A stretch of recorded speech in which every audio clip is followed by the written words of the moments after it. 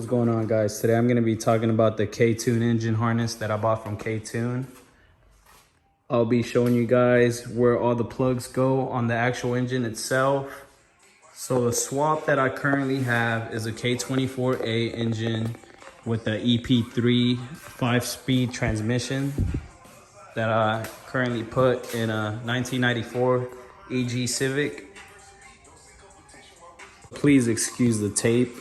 I painted the engine bay, so I do not want to scratch it. That's the reason why it looks like that. So the reason why I decided to make this video is because I was on YouTube for several days trying to find how to install it and where certain plugs went and what they meant.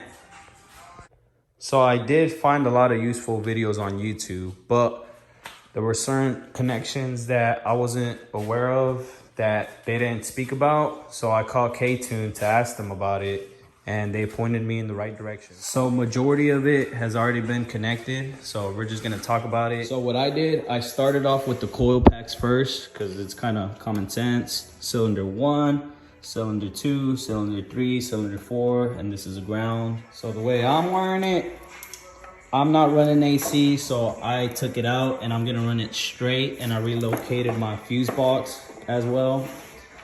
All of that's gonna be located underneath behind the glove department. So I have not connected this, as you can tell. That's gonna have to be a separate video. All right, so this one's gonna be a fuse box connection. This is gonna also run through the firewall into the fuse box. Okay, so the VS and VP, you're gonna connect those to the VTEC solenoid. It's kind of plug and play. Then underneath that is the oil pressure switch, which also is plug and play. Then the VTC is gonna be located on this side. All right, now back here on the transmission, you're gonna look at the VSS connection. That's gonna go on this plug. Okay, so the TDC exit is gonna be on the right side, okay? And then the cam position sensor is gonna be located on the left side. And then the H2O sensor is gonna be this guy right here. Okay, so the ECT plug is gonna go on this sensor. I purchased this from K-Tune. That sensor is gonna be for your cluster in order for your gauge to work. And then the REV is gonna also be on the transmission. It's gonna go right there next to the shift link. All right, as far as the fuel injector lines, it's gonna be 1, 2, 3, 4. Also, that's plug and play. Okay, so on the throttle body, right, the TPS goes on this connector. The IAC connection goes over here on the right side. It's kind of plug and play. And then the map sensor is going to be located right here. Okay, so these wires I ran underneath the intake manifold. Going to be a bit hard to see, but I'll try to zoom in. There's going to be 2 wires that go to the starter. It's going to say STR, and then that's for your positive on the starter. And then there's going to be another connection that goes to the starter and connects to the sending unit. Another wire that goes over here is going to be your knock sensor, which is K and K. That's backwards. K-Tune gives you another extra plug.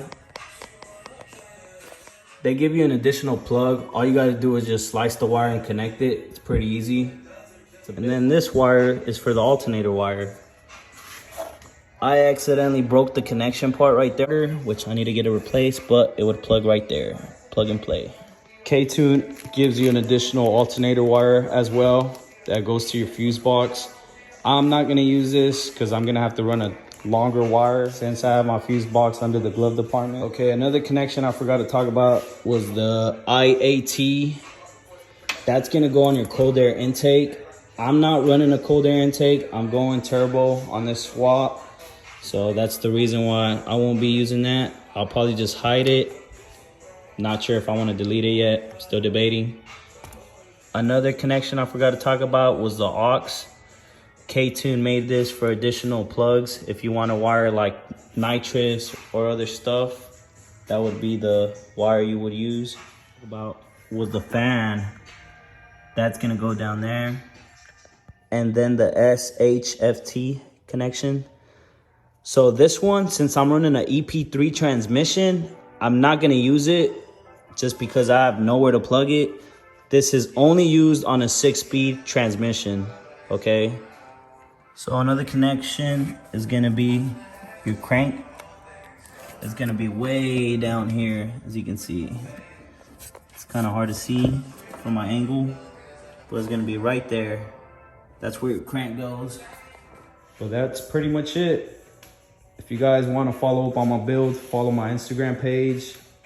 I'll be posting more pictures and videos of the car. My 1994 Honda Civic.